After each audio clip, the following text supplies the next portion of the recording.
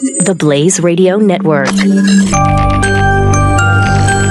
On demand. Glenn Beck. Well, you live by the algorithm, you die by the algorithm. Facebook got straight up slaughtered yesterday.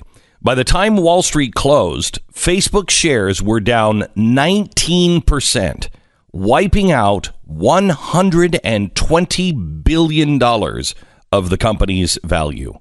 $120 billion. To put that into perspective, that is almost 4 times the entire market capitalization of Twitter. Wow. This is the largest single-day wipeout in stock history. Mark Zuckerberg himself lost over $15 billion yesterday. Now, the official reason, and you're going to hear from business analysts, is the media will just say, well, this comes a day after executives forecast years lower profit margins due to Facebook's concerns over privacy and its role in the global news flow. Yeah. Well, that plays a little bit of a role. Privacy concerns are definitely real. The Cambridge Analytica thing was a nightmare. But the second part of the quote that I just read, where Facebook, they're managing the role in the global news flow, that is, I believe, the entire reason why people are beginning to bail on the company. Facebook was valuable when you could go there and you could pick and choose the type of content that you wanted to see. You could choose what was important to you. I don't want Facebook choosing for me.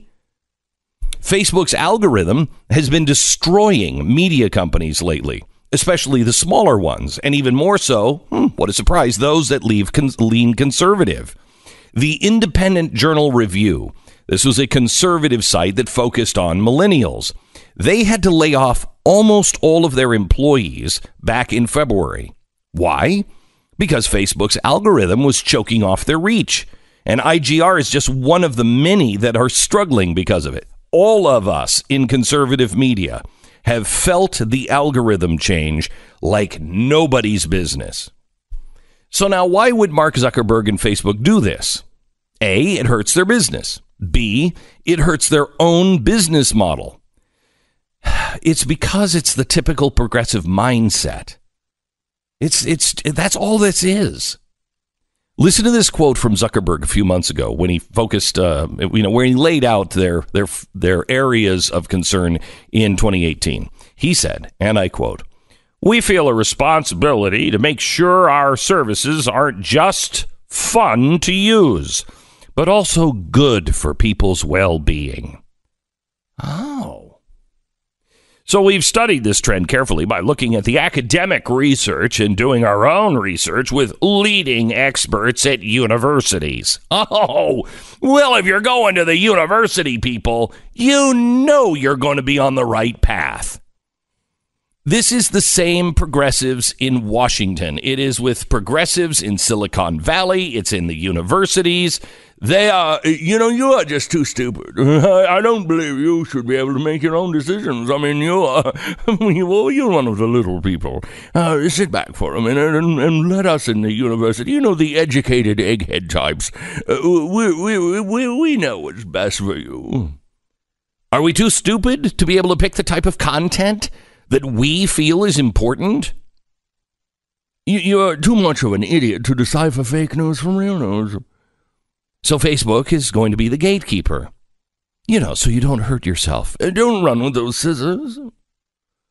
I'm sorry, but that's not why I signed up for Facebook. I don't need some progressive computer algorithm telling me the content that I should or should not be consuming. I can do that on my own. See, what the progressives never allow to happen is let the free market fix it. Because it will. It will. The free market will fix it.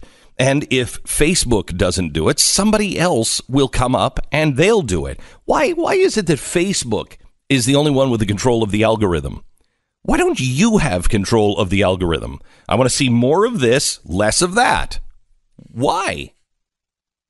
Well, because Facebook loses its control. Oh, I thought Facebook put you in control. There is the problem. Everybody is fed up being told what to do, what they should be watching, what they should be reading, what they should be saying, who they should follow. Someone soon is going to come along and provide the services that Facebook is denying. The free market fixes these situations, and yesterday, the free market fixed progressivism that was growing inside of Facebook.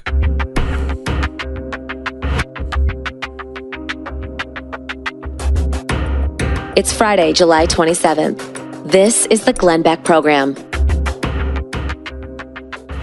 You know, it's really hard. We played this beginning of this week. We played something from Mark Zuckerberg, where he was doing an interview and he was talking about how they kept trying to say you're the most powerful man in the world, blah blah blah, and he kept saying, no, I'm trying to empower others.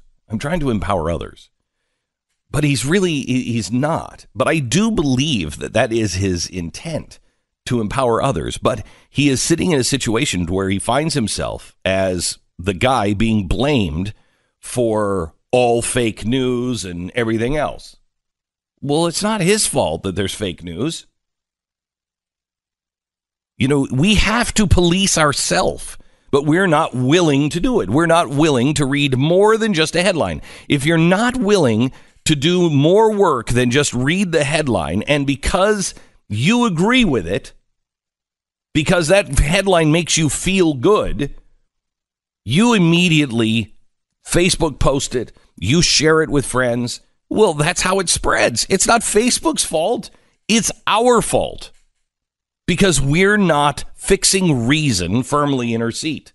We just want to destroy each other. And so if you won't police yourself, then somebody else has to come in and police. And boy, oh boy, progressives are always ready to police. But Mark Zuckerberg just, on Monday was, being thrown up against the wall by the New York Times. Well, why is it you won't ban people like Alex Jones? Because who am I to silence the voice of Alex Jones? That's not my decision. My decision, my role, as he said, was to look at what's being spread. And if it is a lie, then our algorithm should kick in to make sure that doesn't go viral. Okay, well, that's a good move, I guess. However, I don't know if I trust your algorithm to know what is real and what isn't. Because who on the conservative side is consulting you? We know you have the Southern Poverty Law Center. We know you have the ADL. But who do you have on a conservative side? You look at Lila Rose. Twitter has been forcing and just shutting her down. She's a pro-life activist. Just shutting her down. Blocking her every step of the way. But they don't do that with Planned Parenthood. You can't have the illusion of freedom and then be so blatantly obvious that there is no freedom. That's what the internet is all about. The internet is so big because it's free. The Facebook was so big because it allowed you to connect with who you wanted to and see the news you wanted to see. It's not like that now. It's not like that. I mean, somebody is going to put you in charge again. And if you are in charge, first thing that they will say is, oh, well, this is just making it easy for the neo-Nazis to start. That's what they'll say. I mean, think about how crazy it is, because this is what they've done. You go to a website, you're on Facebook, and you go to TheBlaze. I want to get news from TheBlaze. You click like on TheBlaze to get the news from TheBlaze. And then Facebook delivers to you like 5% of the things that TheBlaze posts. And it makes, think about this in a radio sense. If every day you're like, I want to go to my local station and listen to Glenn Beck on the air, and every time you tuned in, only 1 out of 20 times you actually got Glenn Beck, the other 19 you got another show. Like, you specifically are choosing to get the information from these sources, and Facebook is saying, yeah, but what we think is that you don't know what you want. Stu, it is Cass Sunstein's nudge. It's nudge. It's progressivism in action. Yeah. I'm going to give you, yes, the fries are available. I'm just going to make it a little more difficult for you to get to the fries. That's what nudge is. I'm going to put the fries in the back. I'm not going to display them. You can ask for them, but if I put them in the very back, chances are you're going to go over the apples and over this, and you'll just be like, it's too far to reach. I'll just take this. That's nudge. Well, that is exactly what Facebook is doing. I'd like the Glenn Beck program, please. Okay, well, that's cute. Hey, have you tried this? Have you tried this? Have you tried this? Have you tried this? Oh, here's your Glenn Beck. Hey, have you tried this? Have you tried this? Have you tried this? Have you tried this? Have you tried this? Your life will be better if you try one of these other things. Right. Mm-hmm. No, I asked you. I want this. None of us would go into a store. None of us would go into a store for anything that we felt was vital. It would, if we were going in for food or a restaurant, and they hand us a menu, and they say, what would you like? And you say, you know what, I'd like the T-bone. Okay, well, I tell you what, let's start with this. First, let's have some soup. No, I just want the T-bone. I don't want, yeah, I know. And we'll get to the steak. Let's just have some soup and maybe a salad. We would never put up with it. We would walk out of that restaurant. If we went into a store and we'd say, I want to buy that suit. Okay, well, we're going to let you try that on. But try this on, try this on, try this on, try this on. You really look good in this. No, I want that suit. Yeah, okay, well, we're going to get to that. We would never, that suit store would go out of business. That restaurant would go out of business. All stores would go out of business. That's what Facebook is doing to us. Now, if you look at what the earnings were, there is no reason on paper why Facebook had the day it did yesterday. So this is all coming from someplace inside of the psyche of America that says Facebook is over. Because I want to give you the numbers when we come back. And when you look at the actual numbers on Wall Street, their earnings, there's no reason even for them to go down, let alone the biggest bloodbath in the history of Wall Street. That's phenomenal. Why? When we come back. So it's the middle of the night and you're tossing and turning. You're not sleeping. And if you have a foam mattress, you are covered in sweat. You can run the AC, you can run the fan all night just to keep cool. Why? How about getting rid of that heat-trapping mattress? Sleep cool and comfortable. Try a Casper mattress. Now, all Casper mattresses use premium foams that that keep you cool. They're all breathable. And then they relieve pressure and help align your body so you can fall asleep feeling comfortable and you can wake up feeling refreshed. That's the secret of Casper mattress. It ships for free in a box so small you're not going to believe that it actually holds a mattress. I warn you, open it up where you want the mattress, because all of a sudden there's this gigantic mattress out of this little teeny box, and you don't have to worry about it. If you don't love it, they're going to come and pick it up for you. You don't have to put it back in the little teeny box, which I don't think is even possible. It's a 100-day test drive, if you will, of a Casper mattress. Get a great night's sleep. You need a mattress? Please try Casper. Casper.com. Use the promo code Beck. Casper.com. Promo code Beck. So, how could Facebook have the largest bloodbath in the history of Wall Street yesterday when its earnings were fine? I think it's because the collective gut knows something's not right and it's not going to last. Here's actually what happened on the earning call a couple of days ago, when they have to announce all their earnings and compare them to the projections for the quarter. So this is amazing to me. They were projected to get $13.36 billion in revenue. 13.36. 36. Okay. What they turned out was $13.23 billion. So they missed. But I mean, I don't know. I feel like you'd still think you had a healthy million. Business if you had those numbers. Yeah, okay. 13.36, and instead they made 13.23. Okay, so that's a significant thing, especially for a smaller business. But I mean, they're pretty close to the estimates. Mm-hmm. However, on top of that, you have to look at the earnings, the profits, right? What did they spend to make that? Mm-hmm. So they were projected to get profits of $1.72 per share. Mm-hmm.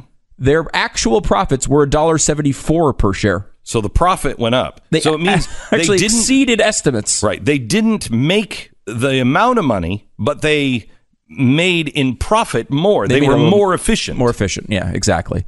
Now, the global daily users, they were projected 1.49 billion. They got 1.47 billion. In North America, they were projected 185.4 million. They have 185 million. Again, this is not a catastrophic situation. No. And then their average revenue per user, obviously probably the most important measure, right? When you're looking at like the fundamentals of this company, if they're making money off of people, projected $5.95 per user, and they got $5.97 per user.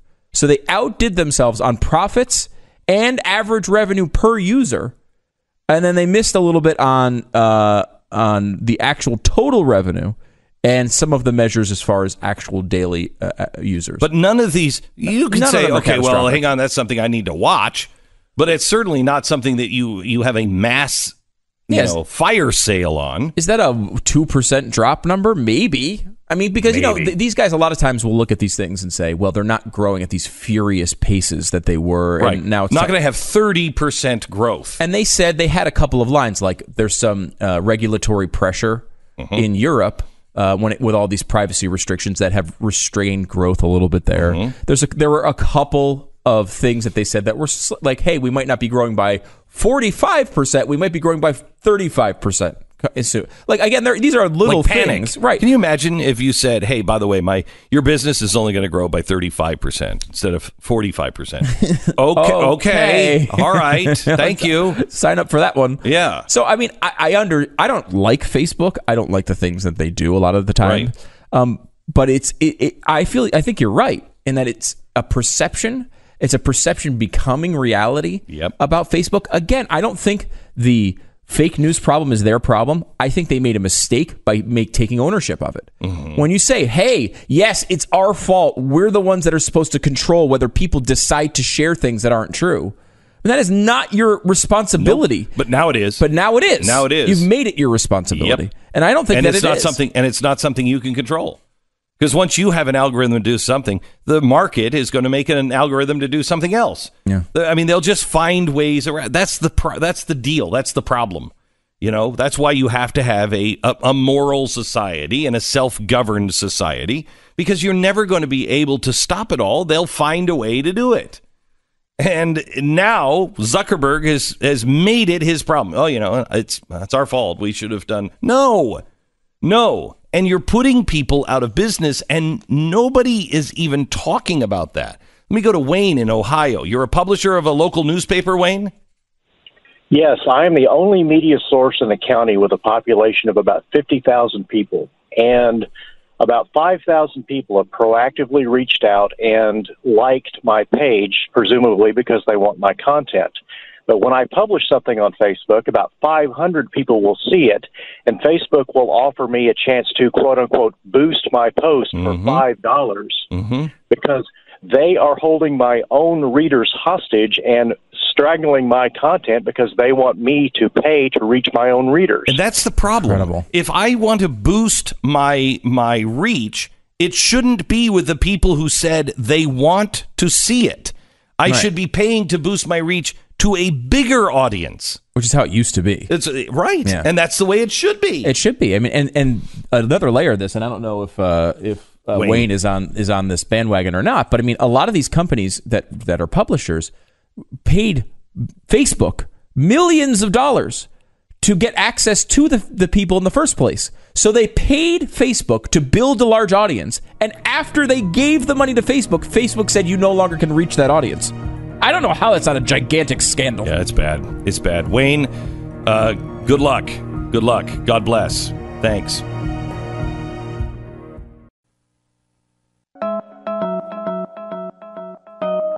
This is the Glenn Beck Program. You, as a member of this audience, have done more than any other organization, and in some ways more than many governments have done for the refugees of the Middle East and those people who were targeted by ISIS.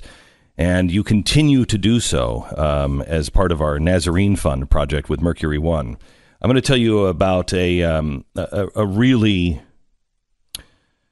we need your prayers on something, a operation that we're about to start, and we really need your prayers. And one person in particular over in the Middle East really needs your prayers. I'll tell you about that here in a second. But I want to introduce you to somebody that you actually helped. He is the only person that we could get into the United States as a Syrian refugee. The only one. Australia and every lots of other countries took lots of people, thousands of people through Mercury One. America would only take one, and his name is Dr. Tony Al-Khoury, and he is a Syrian refugee. We got him in because he had already been accepted at Harvard for his doctorate or master's? Master of Divinity. Masters of Divinity. He is over in Syria. He is already a doctor of pharmacy, and he's a straight-up guy who's now an intern this summer for Mercury One. Welcome. Thank you very much. Thank you. So, your town was taken by ISIS again just this week, and nobody talked about it. And it's a pretty big deal. There was, 200 injured and over 200 killed? Yeah. Thank God it was not taken by ISIS, but there was a very big attack from ISIS. It's still under the government, but this was the first attack from ISIS to the town, and it was very mind-blowing because the city was surrounded by the Syrian army, by the government forces, which are supposedly protecting your town, yes, right? Okay. Yes, and nobody knows how these people could enter to the city and make all this terrifying explosions and all these stuff. So it was very, very scary thing. And yeah, as you said, there were more than 200 people killed and more than 200 people injured. So did they kill the ISIS members? We're told here in America that ISIS is over, and that's not true. It's not true. It's not true. Yeah. We've seriously impacted them, but they still, I think they have 6,000 square miles that they are still in charge of. So it's still happening. Yeah. The problem with ISIS is they have cells and people everywhere, all over the place in Syria. And when we think they are done and nothing is scary anymore, we get surprised by another attack. So it's disorganized organization, yeah. And at the same time they have this organized stuff. It's very weird, and they go back into society, right? So you don't know exactly. You're not sure. Your neighbor might all of a sudden he comes back, and you're like, oh, hey, have you been safe? He might have been an ISIS member, right? Exactly. Which has got to be terrifying. It is terrifying. How do you trust anybody? Yeah. On the other hand, the community in Syria, and especially Sweden, with the majority of people, like as Jews and as Christians, the support to each other probably helped a lot in protecting the city for a long time. But the problem was trust, the problem with people who came to the city without knowing anything about them, and suddenly it turns out to be a person from ISIS or person from any other bad group. So what did this audience, the support of this audience, mean to you and to others around you? I mean, it had to have felt like no one was listening, and you were all alone. Yeah. What does this mean for people like you? For me, I am very thankful for the audience of the radio and for the people who are listening, because of them, I am here today. Small thing, I'm not a refugee, and this is a good thing for helping other refugees. I came here by Mercury One to be on F visa as a student, and I didn't apply for asylum because I wanted to be able to travel when I need to travel. Although now I am very thankful again for Mercury One organization to approve my work sponsorship. So we are now on a process of sponsorship for me as an employee. I will be working as spiritual case manager for Mercury One, and I am so grateful. And it's something from God. As I got helped, I need to help other. So I'm very thankful for the audience, for Mercury One, for all the amazing help I got from. So I need your prayers, because I feel that through this process, I will be able to be part of Mercury One mission as a Middle Eastern person. And this is a big thing. This is huge. I came here because I had heart to my people. I had heart to my country. And through Mercury One and through the mission you're doing, this is going to happen. So there's a woman I found out about yesterday. Let me see if I have her age, but she's young. And we are asking the audience for prayers. And also, please, if you can even donate $10 a month to our Nazarene Fund, please do this. Operations are still going on. There is a woman that is in really grave danger. She is still captive and a slave of ISIS. She has now found herself pregnant. And when we can tell you the whole story, it will be pretty remarkable. And we hope to be able to tell you that story with her free and in a safe place along with her unborn child. But she is now pregnant, and word is she is trying to kill herself. She can't handle it anymore. And so we have an operation that we're undergoing right now to try to get her out, and we really need your prayers. But we also would like you to join us and help us at mercury1.org and donate to the Nazarene Fund. We had a pretty aggressive goal this year. To raise an awful lot of money, and we're not even anywhere close to it. And I'm afraid that Americans think that this is all over. It's not. And it's not. Yeah. And it's. Are you feeling, or the people that, in Syria, are they feeling the effects yet, or the fear of Iran? Because if it's not ISIS, Iran is coming in and replacing them. Yeah, but the situation is we are stuck between two terrible parties. And a lot of people in Syria, to be honest, when they think about the two options, ISIS is the big monster, is that terrifying thing. So a lot of people, they would choose the Iranian. Yeah. Because, even as Christians.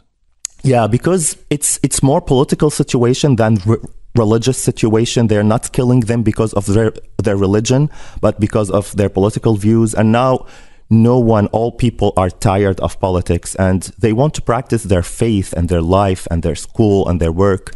And probably that this is not very scary under the other big powers in the world, but absolutely it's still terrifying with ISIS. ISIS is a big problem in the Middle East. I'm so glad that you're here. Thank you. You're a remarkable man. What made you want to go from pharmaceuticals to divinity? So in 2005, when I was in pharmacy school, I was invited to a Christian conference, and the theme of the conference was from Ezekiel, how God is looking for men and women who have hearts for their nations. And I felt called. I felt that God is calling me for ministry, and I didn't question it. I'm not the person who is very comfortable in his life. I have a lot of anxiety. It's not something I usually accept but that day was something I was not skeptical about at all. I felt that this is what God wants me to do in my life. And I ended up in a theology school after 11 years of dreaming. God made that dream happen. And this was the big reason. And then Mercury won. I feel that it was a puzzle from God, and God was putting all the puzzles. And now, as I shared before, I'll be working to help my people, to help my country, to help the refugees all over the Middle East through Mercury One. So God was preparing me, and it's really great so far. So glad that you're here. Thank you very much. Thank you very much. Thank you, Glenn. If you would like to help, please go to mercury1.org. If you can donate $1 a month, $10 a month, whatever you can afford, please, this is still going on. And even if you can't afford anything, the widow's mite is probably the most important. And if that widow mite is just prayers, I ask that you cover our forces in the Middle East with prayers and pray for their safety. We have already lost 2 people trying to rescue these slaves from ISIS, and we don't want to lose any more. And this particular story of this one girl who now is pregnant, when you hear the whole story, it will stay with you for the rest of your life. Help us save her and those like her by going to mercury1.org/Nazarene Fund.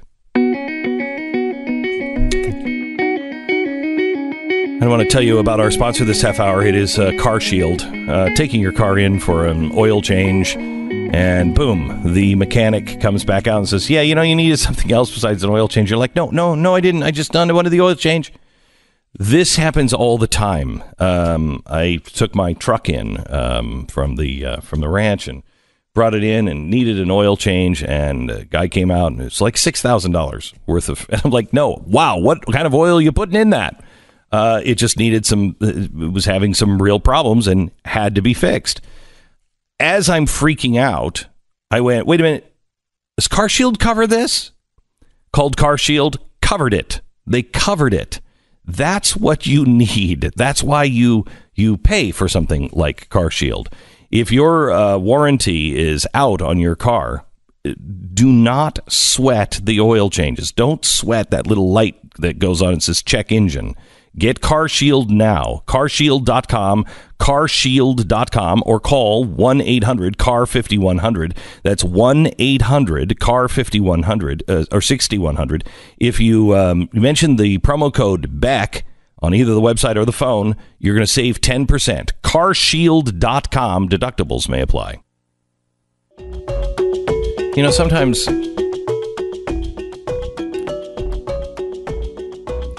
Have you ever watched the series from HBO, John Adams? You remember that? I remember it. I didn't actually see it, but everyone says it's really, really well done. So you should watch it. It's really good. In this, I think it's the 2nd or 3rd episode, John Adams goes to France, and the difference between America and France at the time is just remarkable. This is the height of King Louis, and everybody's wearing makeup, and everybody's got the makeup mole on their face, and all the guys are hoity-toity, and they're having lavish meals. And John Adams comes from America to there, and I feel as though we've switched places. I feel as though in some ways we're France at that time, and other people from the rest of the world are coming here and pleading their case. And we're like, yeah, but have you seen what's going on here? And, John Adams in that scene, he's like, no, I'm a little busy. Our people are trying to just live in America. And we get so distracted by the things that media tells us matters. And when you think and stop to think about this young girl who has been a captive and has been passed around and made a prize of the chieftains and raped repeatedly, and now has an unborn child and cannot do it anymore. Just can't do it anymore. and how she doesn't know that somebody is planning to go and save her right now. She has no idea. So she has no hope. And she doesn't know anybody even knows her name or knows what's going on. How alone she must feel. And when you hear that, I was on my way yesterday to do some recording for the audiobook for the new book that is coming out, Addicted Outrage. And I was stopped in the hallway by Suzanne and Tony that you just heard at Mercury One, and they said, Glenn, we have to tell you about this young girl, and we need your audience to pray, and if they can help us with donations, please ask them. And they told me the story and just leaned up against the wall in the hallway as they described what's going on. President Trump is out in the Rose Garden right now, and he's talking about how manufacturing wages are expected to rise the highest rate in 17 years. That African American unemployment is at the lowest in history. That Hispanic unemployment is at the lowest in history. There are so many good things that are happening in America, and we are only focused on the bad things, and most of those things are ridiculous in the grand scheme of events of the day. Thank you for caring. Thank you for being who you are. Help us at mercury1.org, the Nazarene Fund. Glenn Beck. The Associated Press today wants you to know, hey, don't be so tough on reporters, because their job is like really, really difficult. Yeah, construction workers, plumbers, waiters, you'd never understand. This is difficult. Being a reporter, it's like having a really tough job. You know what I mean? It's not like working in a kitchen or something. And lucky for us, the Associated Press has released an article titled, Mr. President, the loud, rowdy, even rude job of reporting. Details for us, simpletons, just exactly how tough their lives are. For one, sometimes when they scream, demands the president, when they scream like that, the leader of the free world, sometimes he doesn't even answer. Can you believe that? That's how hard their job is. Sometimes he won't even answer. He just ignores the reporters so he can, deal with his presidential duties or whatever he's doing. I mean, talk about rude. He doesn't even listen to them all the time. Doesn't he realize how important the media is? I mean, if it weren't for the media, there would be no way that we would know the opinions of a highly elite, overly educated group of mostly leftist ideologues who actually believe that their opinion is factually, undoubtedly the truth, and that everyone else is a total idiot whose backwards opinions led to the rise of Adolf Hitler. So, I mean, what would we do? On Wednesday, White House aides banned CNN reporter Caitlin Collins for shouting questions to Trump that he did not like, setting off a national debate about how the press does its job. Okay, that's what that is what the AP reported. But they didn't ban her from the White House. They banned her from a photo op, which I don't like. Just leave it alone, Mr. President. You're bigger than this. Okay, but it was one event. Collins is still a White House correspondent, and by the way, she was a White House correspondent for a conservative website called The Daily Caller before she joined CNN. So it's not like she's a liberal hack. At times, the AP article read like a children's book on potty training. Etiquette dictates that no questions are asked until the president makes any remarks. But that's where aligned interest and sometimes the dignity of the occasion ends. Reporters can then ask any question on any topic. Sometimes they shout to make sure the president can hear the question. First of all, she wasn't shouting. So I don't know where this shouting thing came from. She wasn't shouting. She was speaking loudly. Others in the room were shouting.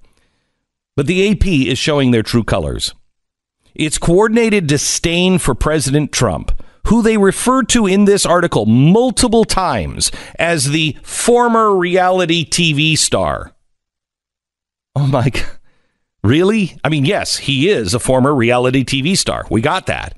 but he also now happens to be presently the president of the United States. Imagine if we would have referred to Obama as the former anti-gay rights pothead, Barack Obama. We could have. He was formerly a pothead, and he also formerly was anti-gay rights. Interestingly, the article does shed a little insight into Obama's own tenuous relationship with the press, a little bit, although they do it with the same bootlicking infatuation that they maintained while he was president. But let me take some of the bootlicking off the boots here. Here's a clip of Obama tossing a reporter. Now, I want you to note how joyful the mostly liberal press reacts, followed by CNN's coverage of Collins, who has an arrogant look on her face the whole time. Listen. You know what? No.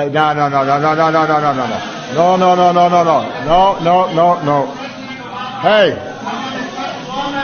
Yeah, listen. You're in my house. That's the press cheering. No. Come on. It's not, you know what? It's not respectful when you get invited to somebody.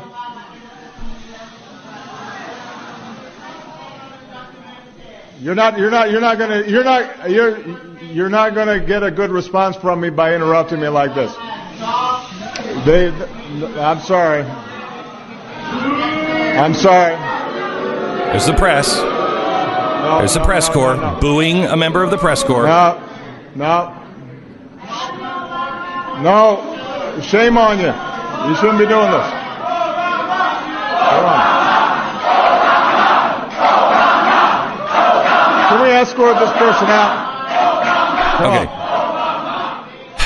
Okay, so now there are people that are not just press corps in that room, but the news media is there. Did they chant Obama or did they not? And more importantly, did they have a problem with somebody asking a question being thrown out? Now, here's the take of the AP. After the president gets the images and audio he wants, the White House press aides seek to keep the president on message and will shout to the shouting reporters, hollering "thank you," which keeps Trump from hearing questions in the first place. The result is a lot of yelling, which can look and sound chaotic. It's as if here they're trying to convince me that the footage we've seen of aggressive, snotty, elitist reporters over and over and over again is an illusion created by our middle American stupidity. I'm sorry, Associated Press, you are not a credible source when you repeatedly call him a former reality TV show. You have an unhealthy obsession, an unending fixation with the destruction of this president. I stand for freedom of press, but you need to take on a little more responsibility for your actions as well. It's Friday, July 27th. This is the Glenn Beck Program. Bill O'Reilly, where do I have it wrong? Oh, where can I start, Beck? Where shall I start? Let's start with the Associated Press. Your audience should know that from the inception of the Fox News Channel in 1996, the Associated Press tried to destroy it. All right? Every day, every way. David Bowder, Fraser Moore, their TV people just absolutely relentlessly tried to harm the network. Why? All right? So you can answer that question because you were there at Fox for a short period of time. Secondly, the tradition of shouting questions is what made Sam Donaldson famous. Yes. Okay? And he did that to Reagan, and then Reagan would put his hand up to his ear and go, I don't know, I can't hear you, I don't know who you are. Well, he didn't always do it. May I play a clip of Sam Donaldson? Because Sam is one of the guys who really made this famous, and listen how the president dealt with Sam Donaldson. Go ahead, play that, please. Sam Donaldson. You have it, Sarah? With Reagan. Reagan? Mr. President, in talking about the continuing recession tonight, you have blamed mistakes of the past, and you have blamed the Congress. Does any of the blame belong to you? Yes, because for many years I was a Democrat.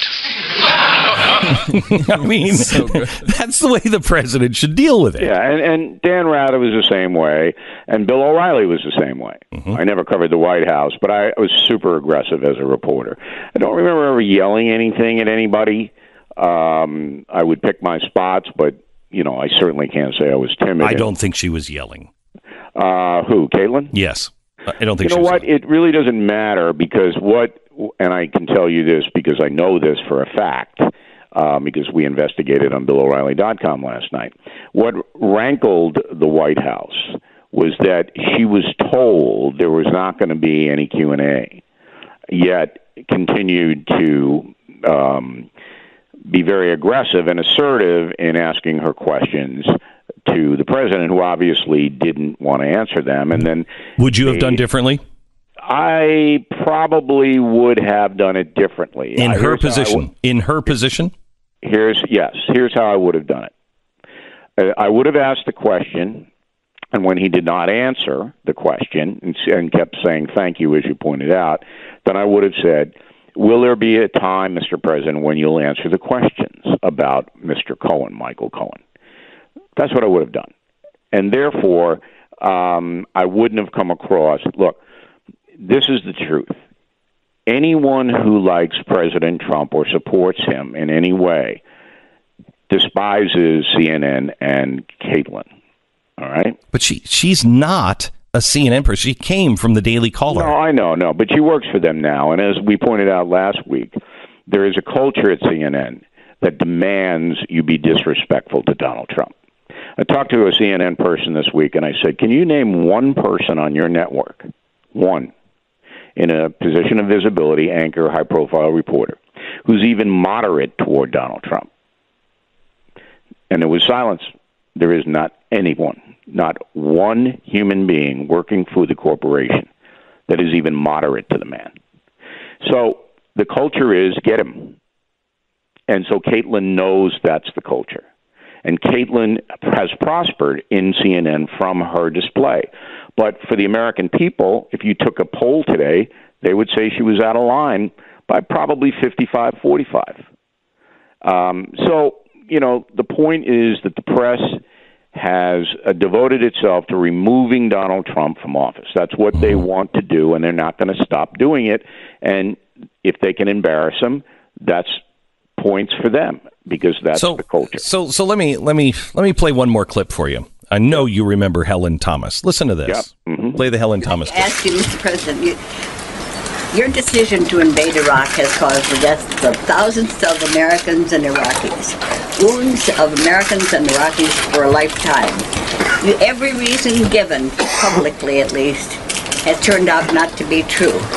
My question is, why did you really want to go to war? Mm-hmm. From the moment you stepped into the White House, from your cabinet, former cabinet officers, intelligent people, and so forth. Mm-hmm. What was your real reason? You have said it wasn't oil, quest for oil. It hasn't been Israel or anything else. What was it? Yeah, I think your premise, and all due respect to your question and to you as a lifelong journalist, is that I didn't want war. To assume I wanted war is just flat wrong, Helen. And all due respect. Now listen. No, hold on for a second, please. Excuse me. No president wants war. Okay, here's somebody. You remember Helen Thomas? She was as slanted as they come. Her whole thing was to take George W. Bush apart. And who did she work for? She worked for CNN? No, Associated Press. Aha! She worked for the Associated Press. Aha! Okay, so but the point is, she still worked. She was still a member. She was not, she was tolerated by the president, and the president even spoke to her with respect. Now, yeah, I personally think he was a different man. Bush was different from Trump.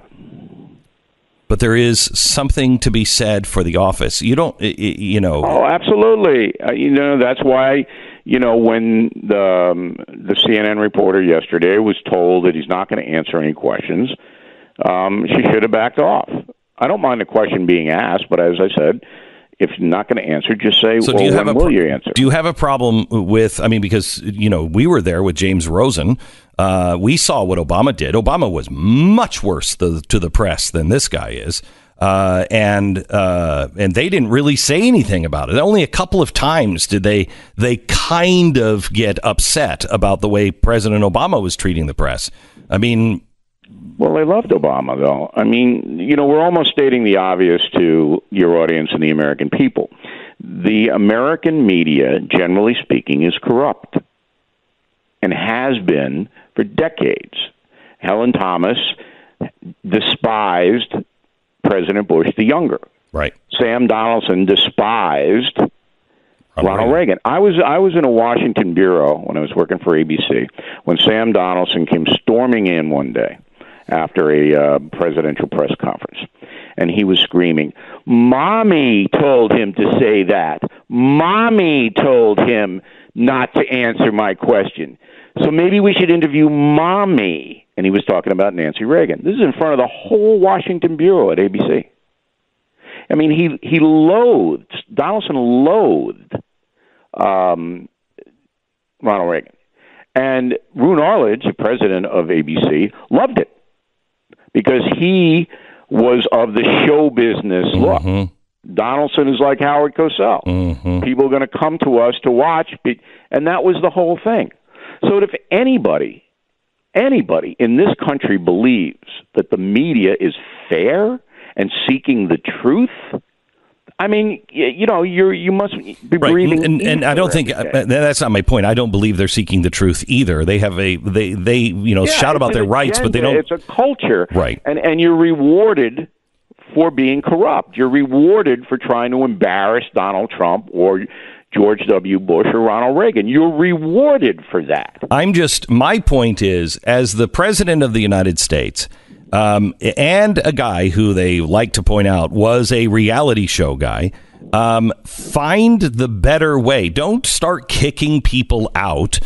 Go study Ronald Reagan. Go. I understand that. But that's never going to happen. Because Trump says, "Look, all of this energizes my base." I know. All right, so I know, but I will tell you this. Never going to do that. I tell you this: what Ronald Reagan just did to Sam Donaldson, the clip I just played, eviscerated him. Sure, right. It not only energizes his base, but it also makes others who are in the middle going, "Get him! That was great. That was brilliant." But it's a different time now. It's a different time. No, just a different guy. Just a different guy. All right, back with Bill O'Reilly here in just a second. I want to tell you about our sponsor this half hour. It's Simply Safe. Simply Safe has the best security system for your home available. It is really top notch. You're not going to believe the price of it. You've been ripped off. I've been ripped off. We all have for so long from these security companies. They come in and they wire your house and they charge you so much money for all of the equipment. The equipment doesn't cost that much, and you don't have to wire it up. And then if you don't like the service, then you can't use it anymore. It's insanity. Simply Safe's system is designed so you will never notice it, but the bad guys do, and it notices the bad guys. It's really intuitive. The 24/7 monitoring is $14.99 a month.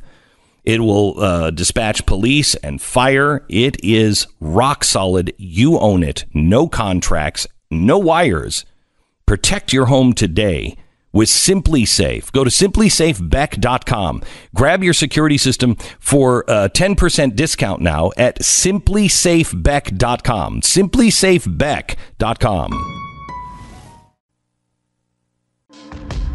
So Bill O'Reilly from BillO'Reilly.com, and also the author of the new book that's coming out September 18th, the same day my book is coming out, Killing the SS. It is, Bill, I'm halfway through, and it is really good. It's the best book you've written so far. Thank you. That's very kind of you to say that. I appreciate it. It's the only book I've read of yours, and I've only read I've only read a chapter in the middle, but so far chapter in the what people don't know is that you have servants to read to you. Well, I fan you. I will tell you, it's really fascinating. Not what I expected at all. But just really fascinating. Really Where do you good. get to the end? The end is just going to blow your mind. The last chapter is an amazing exposition that nobody knows about. So, Bill, let me see if I could get you to say one nice thing about the press. Is there anything you can say? I have to be honest because I've taken a beating I know. From these people, so it's personal, and I'm not asking people to believe me, but I've been in this business. I think most people do know. I think most people believe you. I hope so. Yeah. I mean, we've prospered everywhere we've been for 45 years. Yeah. And that's how long I've been a journalist. And in the beginning, when I went to Boston University for my master's in broadcast journalism, I did it because of Watergate and because I wanted to be an investigative reporter and look out for people. But what has happened is that the money, the industry, has overcome all ethics, and the news organizations are corrupt. I cannot read the New York Times. Literally, I cannot read the newspaper because it is just, to me, a fiction. They don't care about the truth. They don't care about finding out what happened. But, Bill, do you think it's just the media corporations, which I think hold a lot of responsibility, but it is also now, when you came out of journalism school, you weren't indoctrinated like you are now. No, absolutely not. And the college experience has fallen apart. And I had a great guy on BillO'Reilly.com yesterday discussing that, a professor from DePaul, a philosophy professor, saying that the universities it goes hand in hand. Yeah, no, he's amazing. So what we are now is a free country with a press that's corrupt. Okay, back in just a second with Bill O'Reilly. Going to talk a little bit about the effort to impeach the president and those in charge of the investigation of the president. We'll do that next. Hey, it's Glenn, and you're listening to the Glenn Beck Program. If you like what you're hearing on this show, make sure you check out Pat Gray Unleashed. It's available wherever you download your favorite podcasts. Welcome to the program. Yesterday, I was talking to, from Harvard, Professor Alan Dershowitz. He was on the TV show last night at 5 o'clock, and we were talking a little bit about, the impeachment proceedings that the Liberty Caucus wanted to put out, the Freedom Caucus, and they were going to impeach Rosenstein, and then they backed away from it. Now, his case was these were not impeachable offenses. You don't do that. His bigger point was this really weakens the hand of the president if Congress falls into the hands of the Democrats, because he didn't do anything illegal.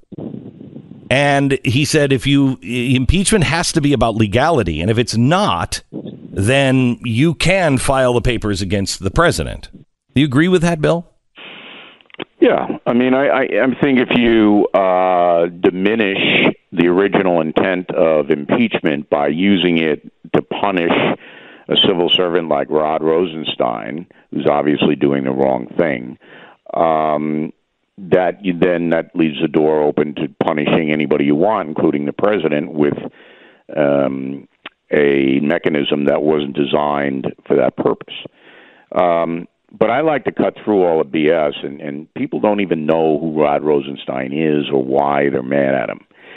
It all has to do, and it's very, very simple, with getting a warrant from a federal judge to surveil the campaign of Donald Trump. That's what this is all about. Mm-hmm. And we know enough now to state factually that information brought to the judge, whoever that may be, the judge is still anonymous, by the FBI was fallacious, was false. So they got a warrant under false pretenses. That's a crime. And the Congress people want to know exactly who put the false stuff in the application, who did it.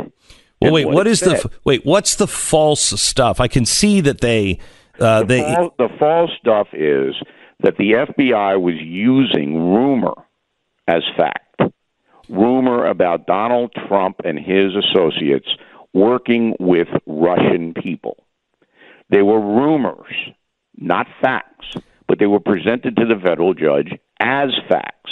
And the federal judge did not know that these rumors came from the Hillary Clinton campaign, were purchased by her and her people. Yeah, I would think that I think it would be very easy to argue. I'm with you, Bill, on this, but I just play the other side. I think it would be very easy to argue that we didn't make up any facts. They didn't lie. That we didn't tell them everything, but we didn't think we needed to. Let's see it then. Yeah, Let's I know. See your application. Right. That's what this is all about. That Rod Rosenstein and Jeff Sessions and Donald Trump will not put out what the application says and who signed off on it. So, and this is the real problem. And I actually agree with Meadows and the rest of his group.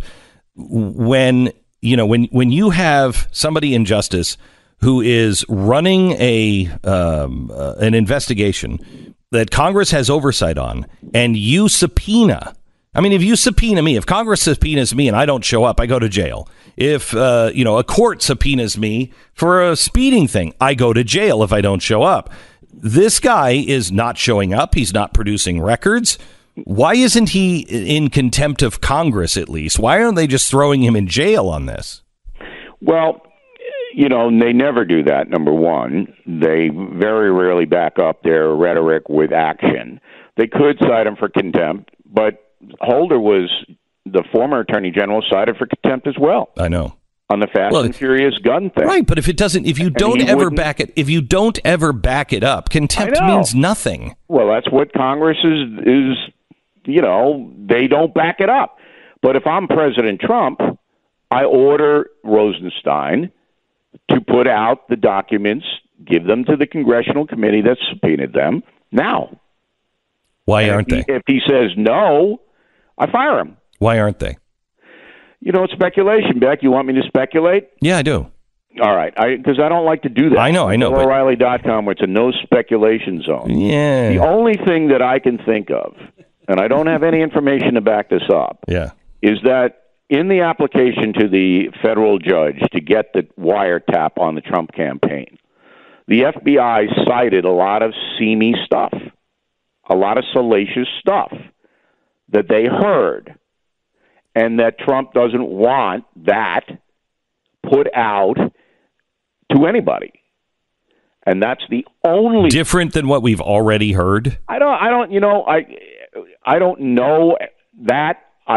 But there's no other reason on earth why the President of the United States wouldn't say, I want the people, particularly Glenn Beck and Bill O'Reilly, to see how corrupt this wiretap warrant was. Because I've seen this whole thing, that this is a bogus investigation. It's a witch hunt. It was based upon Hillary Clinton's purchasing things that aren't true. So if that's your thesis, and certainly that's the president's thesis, put out the document that can prove it. Right. I have it sitting right here. I have the 400-page application for this wiretap right here. And there is a ton that has been blacked out. Yeah. A ton, page after page after page after page. But what I have seen backs up the president's story and backs up the Republicans' memo. But they haven't seen what's underneath the black bars, and we can't see what's underneath the black bars. And so how are we ever going to get to the truth? I don't know. And if the president doesn't want this out because it is embarrassing, even though it isn't true. I mean, allegations are embarrassing, even if they're not true. So he could order. He's within his right to keep that redacted, to keep that stuff redacted. But we the people, the American people, have a right to know whether the FBI used false information to get a wiretap on a presidential candidate. I mean, that's pretty big, I would think. I would think so, too. Okay, so let's switch topics here. Bill, can we ask about the Cohen situation? The Trump team now says, which something that I think is completely correct, that Michael Cohen is a pathological liar and should never be trusted. I'm completely on board with that. Mm-hmm. However, through all the years they said he was a pathological liar, they themselves were telling us that he was honest and honorable. So is this just one of these situations that we shouldn't take anything at face value from what they're saying? Everyone's trying to protect themselves at this point, and it's just... Yeah, I mean, it's all chaos. And all I can tell you is this. When President Trump was running for president, I got a call from him about an issue that he was interested in that I had said on the O'Reilly Factor. And we discussed the issue, and I said, hey, why don't you come on tonight? He was a candidate at that time. And we'll talk about it just like we're talking on the phone now. He goes, well, I can't do it. I'm too busy. Why don't you take Michael Cohen, my attorney? And I laughed. I said, I would never put him on the air in a million years. This is how perspicacious I am, Stu. Perspicacious, word of the day. Yeah, good one. In a million years, I said to him, I would never put him on the air. He goes, why? Why? Well, he got upset. I said, because he's your lawyer. I don't trust the word he says. I mean, why would I put him on the air and subject my audience to him? Now, I don't know Michael Cohen. I don't know anything about him.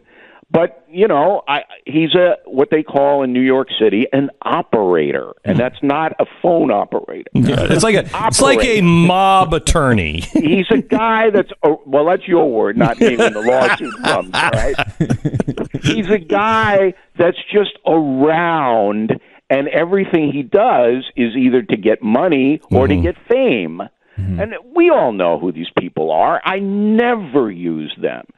And so all I can tell you is that this guy feels that his life is falling apart because of Donald Trump, and now he's going to get Donald Trump. He's going to say anything. He's going to do anything, and that's where it is. Do you find it interesting, Bill, that the media, who has had the same opinion as you and I and Glenn over the years about Michael Cohen, suddenly finds him incredibly credible? Now, he's deep throat. Yeah. He is the savior of the Republic. Right. This man goes down beside Samuel Adams. But wait a minute, let's reverse this. The people who all said, "Oh, he's a saint. He's the greatest. He is absolutely the best the president can find." Now are like, that dirtbag. Look how stupid he is. He's recording phone calls. But I really never heard anybody say that about Michael Cohen, even when he was in with the Trump people. I mean, I never heard that. So it's all crazy, but you're at the media now. He is John the Baptist. Does anything come of that, Bill?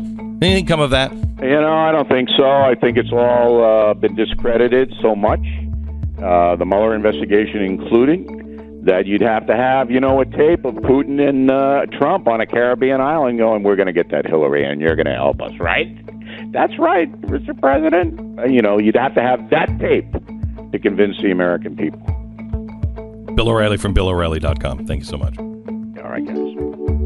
Is it true that I heard the rumor that Killing the SS comes out the same day as Addicted to Outrage? Is that actually true? We cannot be beaten by Bill O'Reilly. We can't. He will never let me hear the end of it. No, he will torture you with that every time he gets on the phone. For the rest of the time. Yes. Well, Beck, and if I'm number one, I guarantee you he'll be like, congratulations. It was whatever. He will just totally downplay anything. So please, buy his book because it is really good. But mine is coming out on the same day, Addicted to Outrage. Order it now. In fact, order 100 copies of it right now. You can do it at Amazon.com. It's the longest book I think we've ever. It's 468 pages. And I have slaved over each word on this book, and I think I'm reading it now for the audio edition, and I think it's really, really good. I think you're really going to enjoy it. And it's saying some things that you don't hear elsewhere. It's called Addicted to Outrage, and it's available on Amazon right now.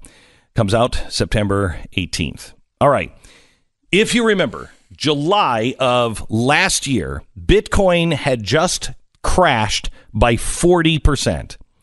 And Tika Tawari comes out. He writes the Palm Beach letter, and he said you got to get into Bitcoin right now. It had crashed 40%. It was $1,850. That's when I got in. Okay, he said at the time Bitcoin could get into $10,000, and people thought he was nuts. We were in the middle of a horrific bear market on this. It looked really bad. By the end of the year, Bitcoin hit $19,700. Okay, then it crashed. Tika has just come out and said another big event is happening, and it is going to take Bitcoin up 10x or more. So it could be $40,000 or higher, and he says by Christmas. You need to learn about cryptos and the best way to invest, and now is the time to do it. We have an education course that Tika put together. He explains what cryptos are, how they work, which ones he recommends, and how to buy them. Everyone should have at least $100 in Bitcoin. This is a game-changing, generational wealth kind of event if it happens. Check the exclusive Glenn Beck course out now. It's smartcryptocourse.com. Learn all about it, and then do your own homework and find out if you want to invest or not. But smartcryptocourse.com. Take it now. Call 877-PBL-BECK, 877-PBL-BECK, or you can just log online at smartcryptocourse.com.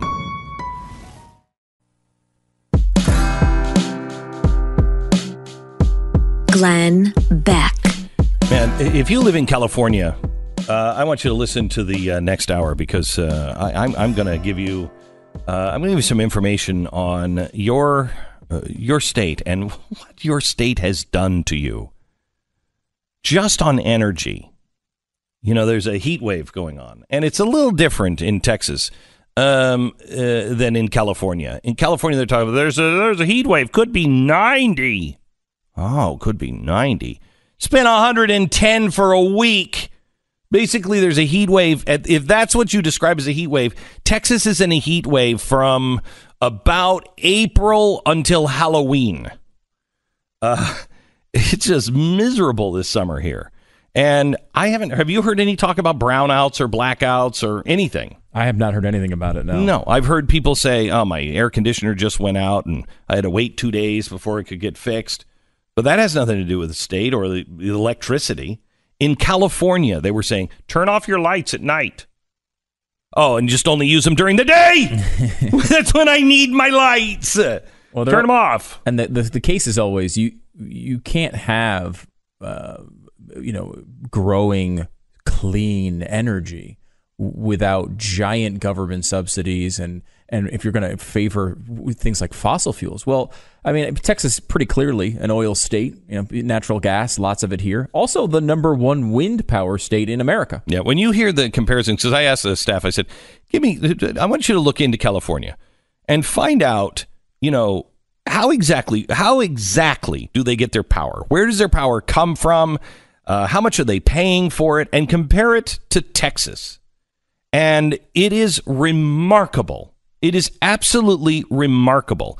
And it shows you why the progressive state just doesn't work. There is no progress in a progressive state. You become a slave to a giant system, where Texas has the most modern. We have our own power grid. We have so many different forms of electricity being generated here and so many different power companies. You can basically pit them against each other. It's remarkable what's happening here in Texas compared to California. And I want to show you what the progressive disease, how it rots the body in California when we come back. Glenn Beck. This hour, I'm going to compare the prices and the stability of electricity in California versus Texas. And it is stunning. It's stunning because we're both having a heat wave. Our heat wave is, 110. California is almost up to 90 this week, and they have rolling brownouts and blackouts, and we don't. Why? And how much are you paying for that stability of that electricity, California, compared to us? We'll explain that coming up in just a second. But as I was looking into California, we found something else. The California State Auditor just released a report of their findings after a 12-month audit of state employees. Took a year. One employee at the DMV was discovered that she slept at her desk every single day.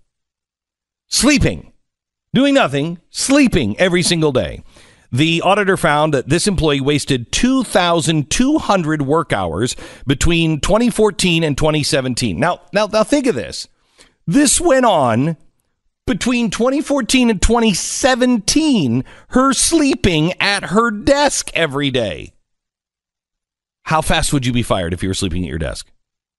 So when somebody said, she's not doing anything, she wasn't fired. She was transferred to another position. She still continues to sleep at her desk and still gets a paycheck from the state of California. Now, think about that, Californians. Every time you wonder, why is it taking so long? Because she's sleeping. The audit goes on. They found that some state employees had actually used funds, and there's a part of me, because I don't pay taxes in California, that actually kind of appreciates these people.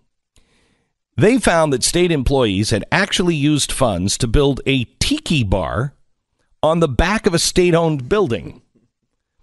Two other government employees at a different location wasted 5,100 hours and cost the state over $100,000 in salary for work not performed. Now, that one I don't like. The tiki bar, at least they were doing something. At least they were doing something. None of them have been fired. Now, let me ask you, in your place of business, would you be fired? Of course. This is the difference between the free market and the government. You can suck at your job in the government and keep your job and then retire with benefits. But one of my favorite lines in Ghostbusters is, the university is going to kick us out, so we'll just go out and do it in the free market. You don't understand. Out there, they actually expect results. It's Friday, July 27th. This is the Glenn Beck Program. What's wrong with a tiki bar on the back? No, that's better than what the rest of the government's doing. You know what? If I'm working at the DMV and somebody's like, hey, let's build a tiki bar, I'm working at the right DMV. Yes. You know what I mean? All right. Matty Greenspan is a guy that you actually started following this week because he's an analyst for cryptocurrency and also, other things, Facebook, et cetera, et cetera. And early this week, he said, opened a large sell position on Facebook at an all-time high before their earnings announcement tonight. This was a good bet. And he said, pure speculation, definitely not trading advice, exclamation point, exclamation point, exclamation point. Well, it should have been advice because he's done quite well for himself. We have Maddie on the phone now with us. Hi, Maddie. How are you? Yeah, how's it going?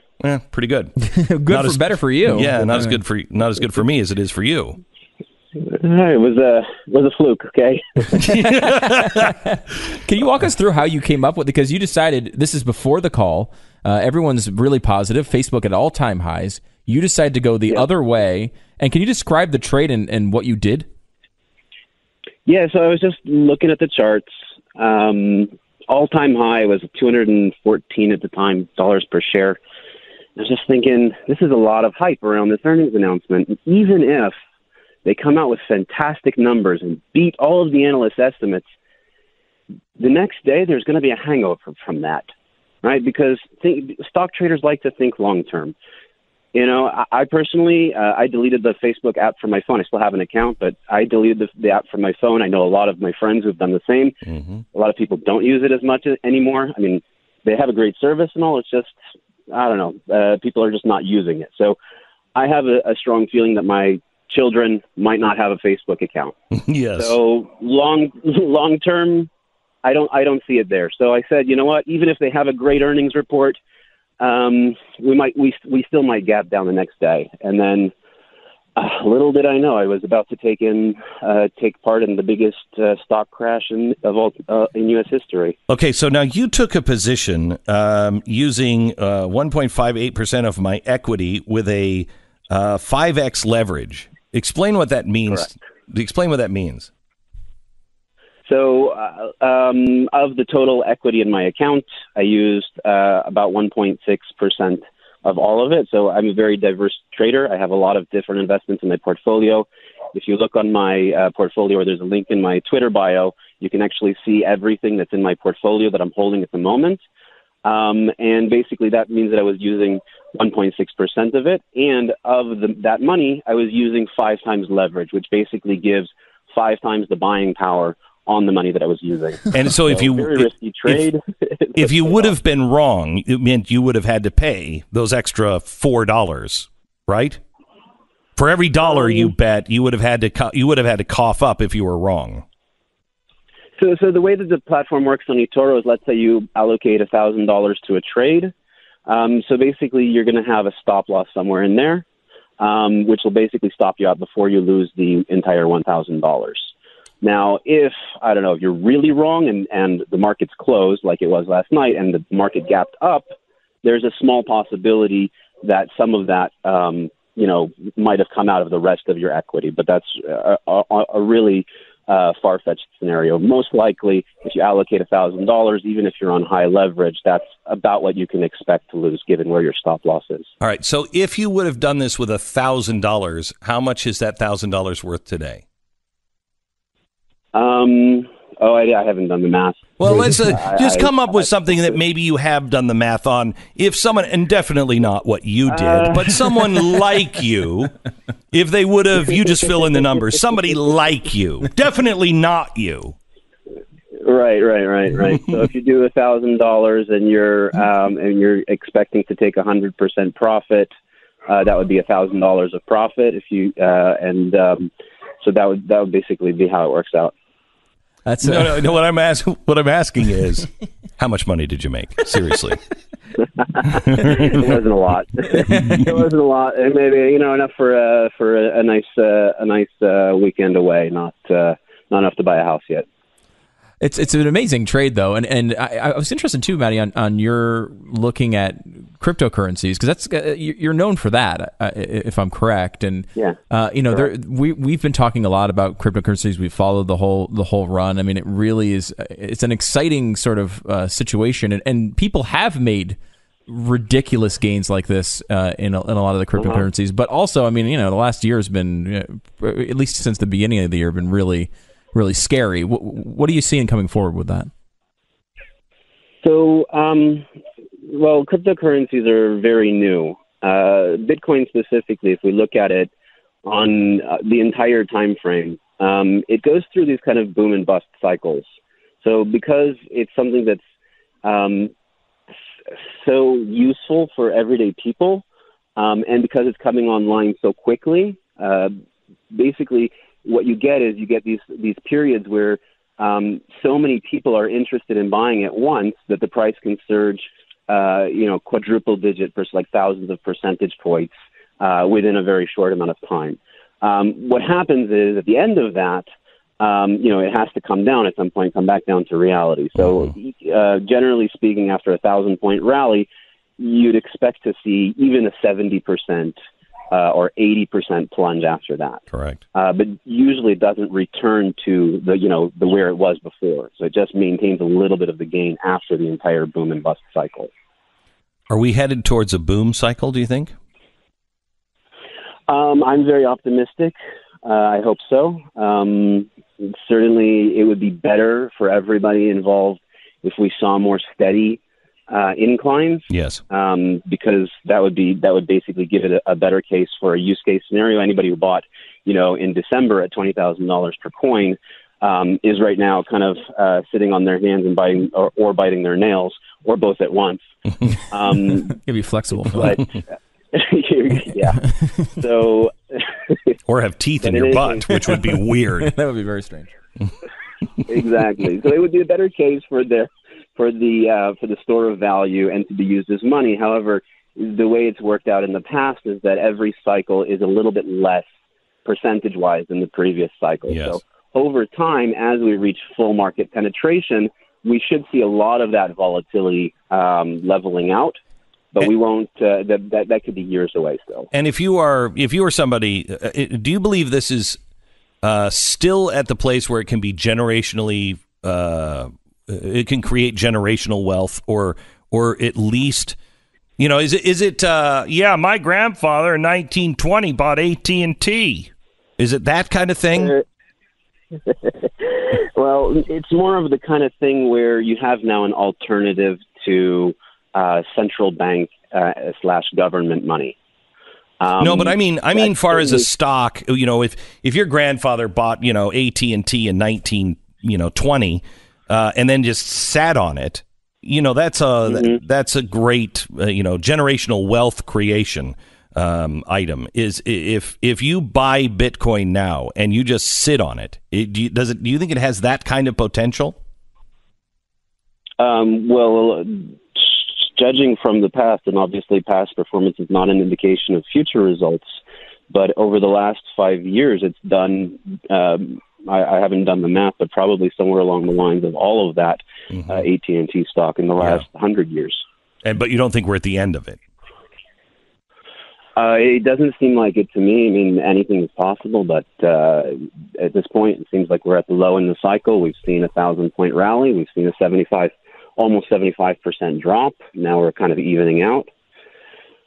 Yeah, it could go a bit further, but most of my clients are accumulating at these prices. Can I let me go back to Facebook here for a second? I think Facebook is a thing of the past. Nobody who's young is using Facebook anymore.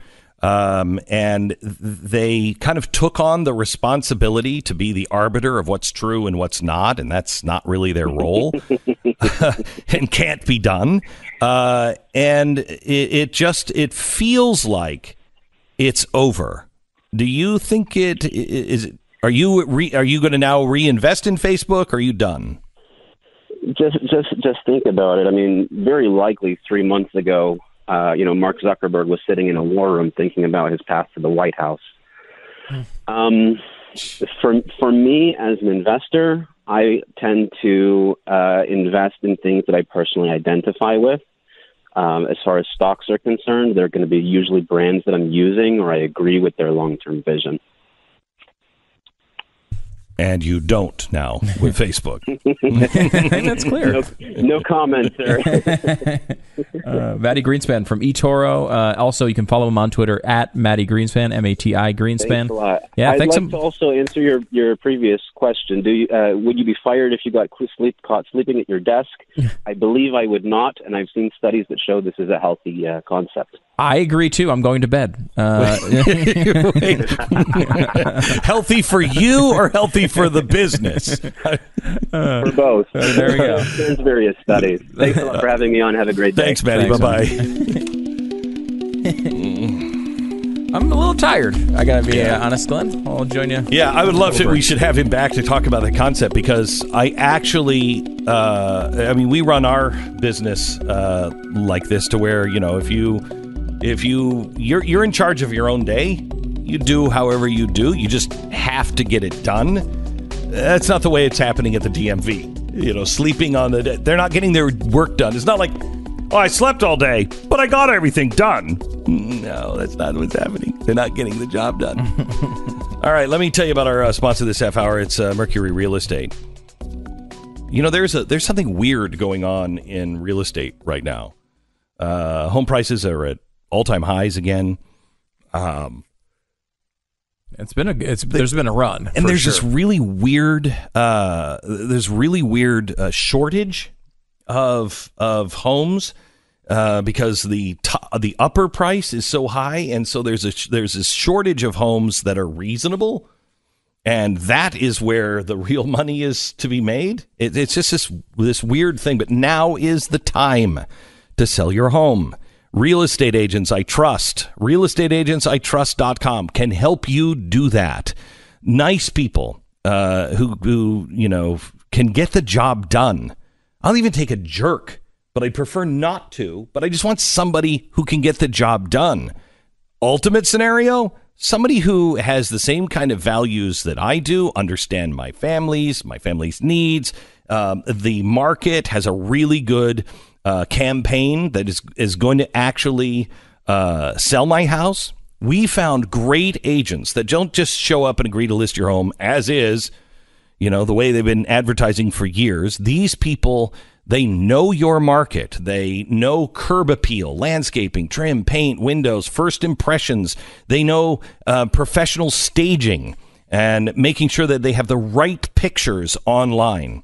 When to list is really important. Pricing your home correctly when it's first listed ensures a quick sale. These are some of the things that the real estate agents at realestateagentsitrust.com are experts at. Realestateagentsitrust.com. 1,200 of the top agents in America working to earn your trust. Realestateagentsitrust.com. So Kim Jong-un has returned the remains of American soldiers, which we've been trying to get done for a very long time. They have just arrived back in the United States.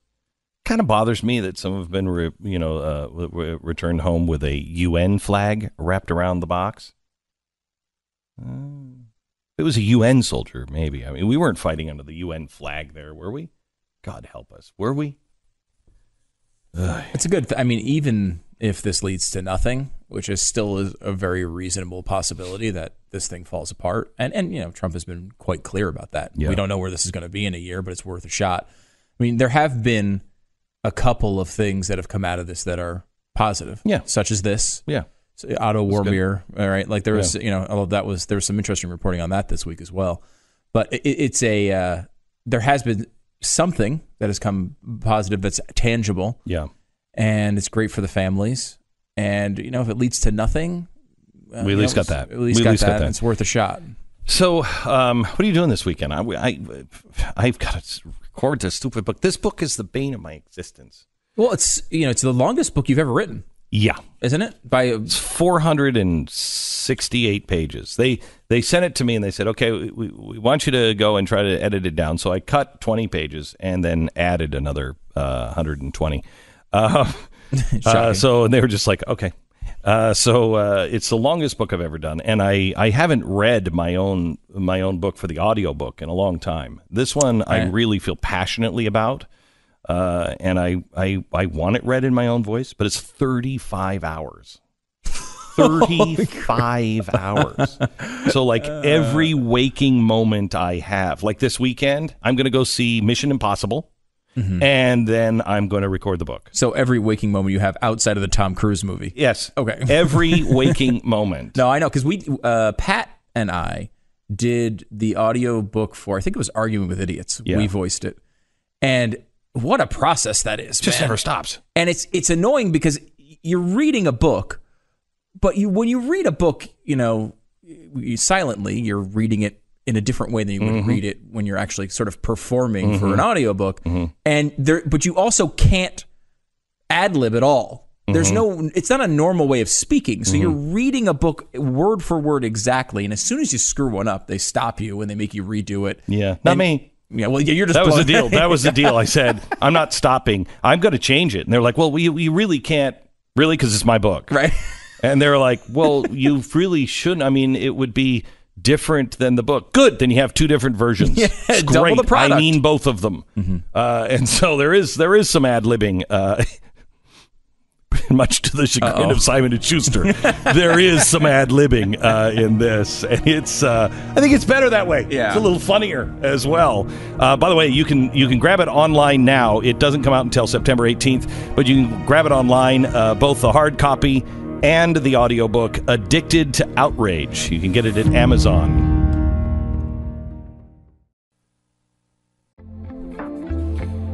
So, the last couple of weeks, we've had a heat wave here in Texas. It's been 110, and it is just hotter than the blazes of hell. And anybody who says, well, these times are really tough. The times have never been this tough. Really? Try just living without the American invention of air conditioning and refrigeration. No, thank you. I don't know how anyone lived here before there was air conditioning. Oh my gosh, it's hot. So I was thinking, because in Texas we have we have our own power grid, and we also have competitive pricing because we have more than one power company. It's not all state run and regulated and everything else. So there's competitive pricing. So you can kind of pit the electricity companies, kind of in some ways, against each other.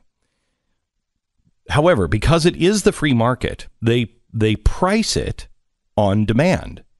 So if you're, it's 70 degrees and it's in the middle of the summer and there's light all the time and nobody's really running their air conditioning, the power is pretty cheap.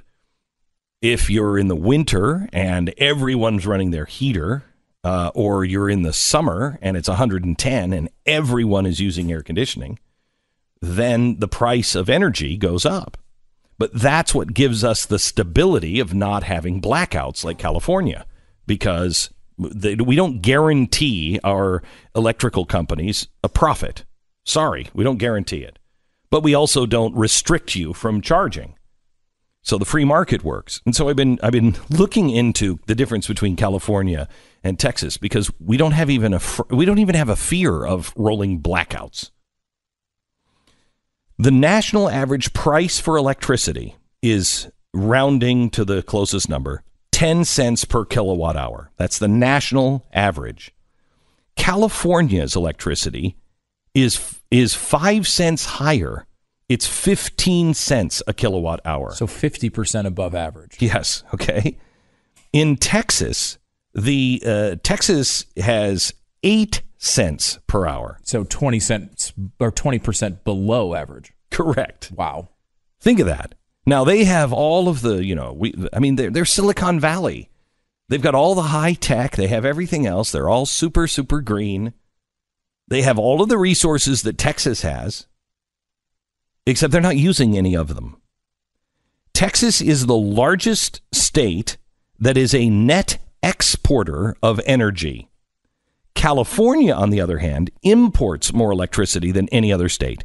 29% of its total energy comes from another state. You want to talk about being dependent. It imports wind and hydroelectric power from Oregon and Washington. It also imports nuclear, coal, and natural gas power from Arizona, Nevada, and Utah, because they won't build a coal plant and they won't build a nuclear power plant. But, that makes them feel good, except it costs them a lot more because they're just buying it from somebody else who's building a bigger coal plant or, nuclear power. California doesn't have any coal reserves or production. They phased out almost all of the use for coal generating electricity within the state. And the critics will say, oh, well, now, wait a minute. They produce an awful lot of clean energy, which is true. They're third in the nation in generating hydroelectric power. They're ranked first in producing solar and geothermal power. However, California is the most populous state at 39.5 million, and solar and geothermal power only provides for about 15% of the electricity used in the state. So you have to have more power than that. Over the last 20 years, if you've been paying taxes in California, you have paid $171 billion over the national average. In large part because the state, says, we got to have renewable energy. We have to have, we got to get rid of coal. We got to get rid of all of these. Renewable energy, great on paper, but 60% less reliable. So California, every time people turn on their air conditioning, they're afraid, oh man, it's going to get hot and we're going to have rolling blackouts or brownouts. It's because the state of California, has cut itself off at the knees because of the Clean Energy Pollution Reduction Act, which requires the state to get 50% of its electricity from renewable energy sources by 2030. Good luck. Los Angeles set to use its end of imported coal power by 2025. What are you replacing that with, California? And because of this, they say it's progress. But I'm sorry. Energy is part of progress. You can't have progress without electricity. California leads the nation with over 450 power outages a year. Okay, so they import, contributes to high power costs for consumers. 43% of its electricity comes from natural gas, but California imports 90% of the natural gas it uses.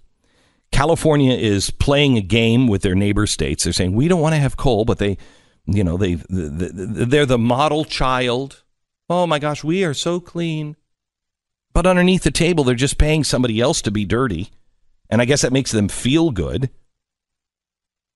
Another part of the California power game is they're patting themselves on the back for being, leading the country in renewable energy. Yeah, well, what about transportation costs? As the elites are starting to take down Elon Musk, who gave you the electric car, which you still have to plug into a wall. That's weird. Transportation accounts for 39% of the state's overall energy consumption. And guess what planes, trains, and automobiles run on? Fuel. Fossil fuel. California, listen to this stat, accounts for 1/5 of the nation's jet fuel consumption alone. 1/5. Meanwhile, in Texas, the free market approach to energy production has managed to, both increase the use of clean renewable energy in the state and lower electricity bills. Why are people moving to Texas from California? Because of things like this. California is the number one producer of solar and geothermal power. Guess who's number one in wind power? Texas. And we have oil, too, and natural gas. Here's the thing.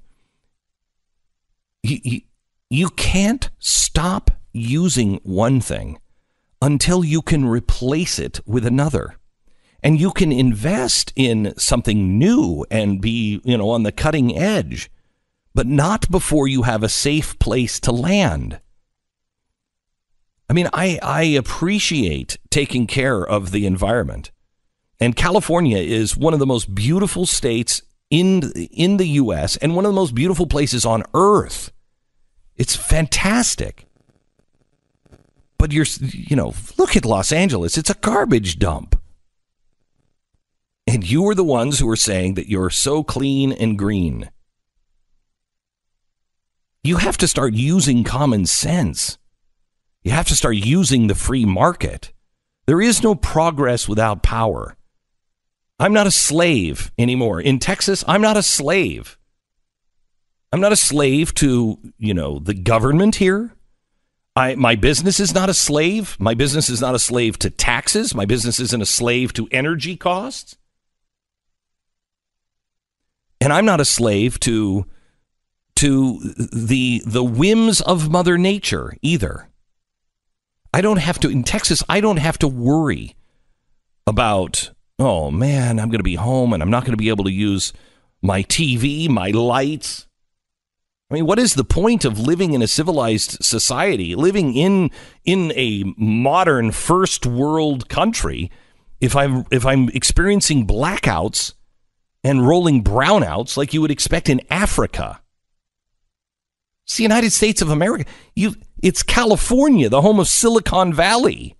And you're still having rolling blackouts and brownouts? California. You got to wake up, man. You got to wake up. It's not 1978 anymore.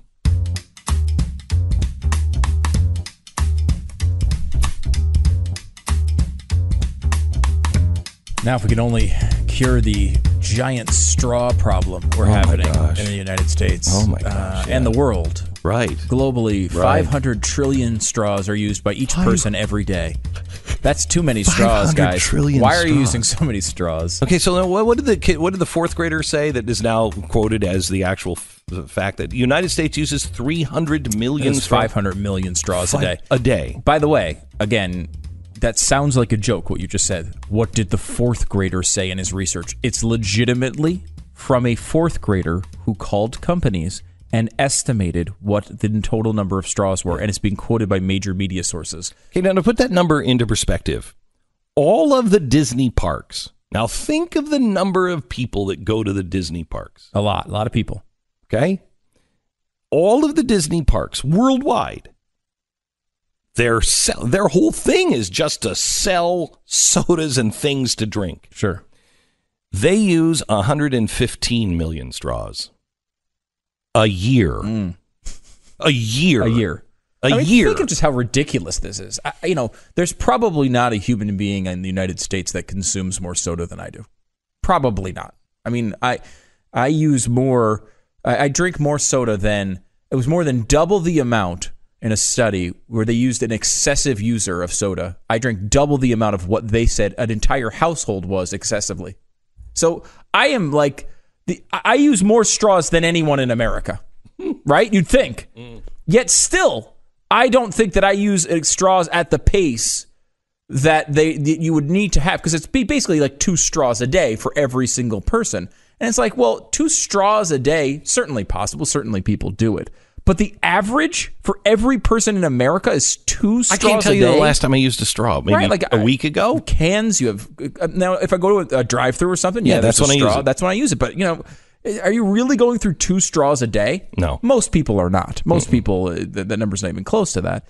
And I think everybody... And by the way, that would include all babies, all old people. Yeah. Everybody in America, all ages, all races have to use 2 a day for this number to be accurate. And there's some weird thing that happens in our society where people get on these little runs. They get on these these frantic sort of passions where all of a sudden now plastic straws are the enemy. It's such a tiny piece of all of the problems they're supposed to cause.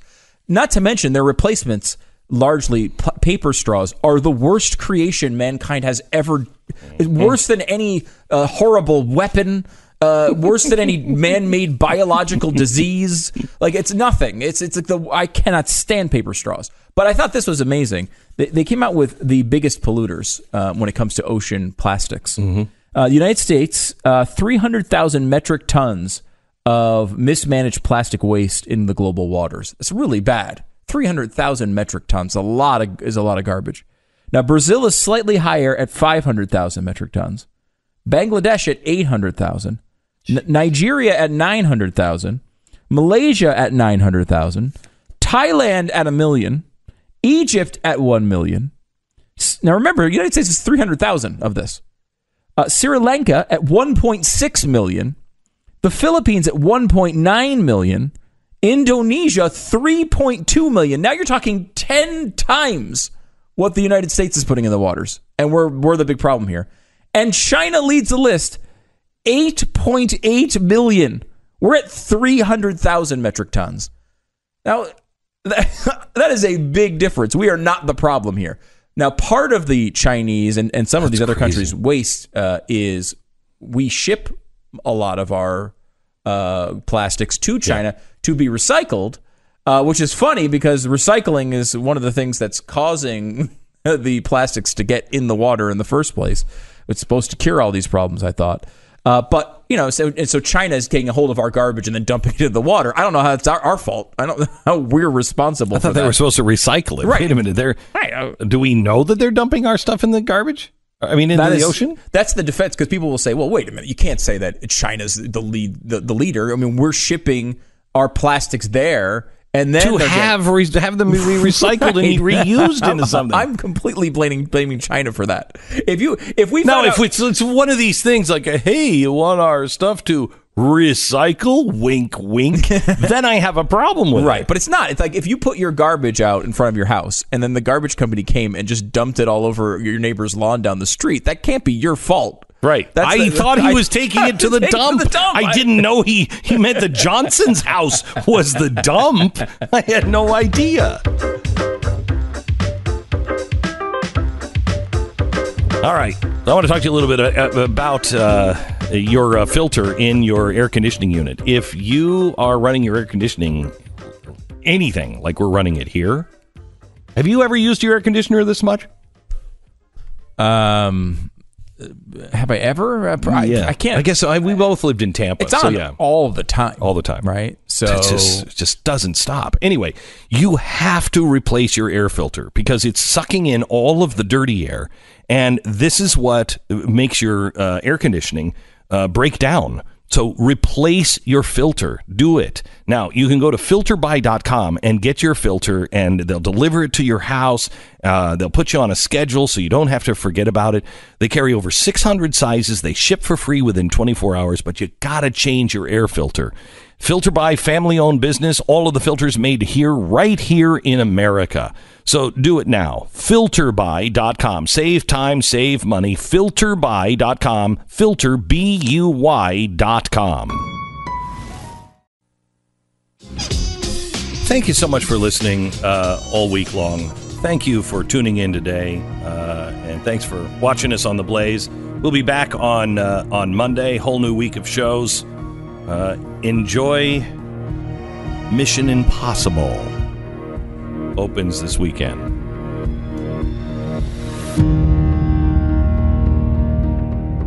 Glenn Beck, Mercury.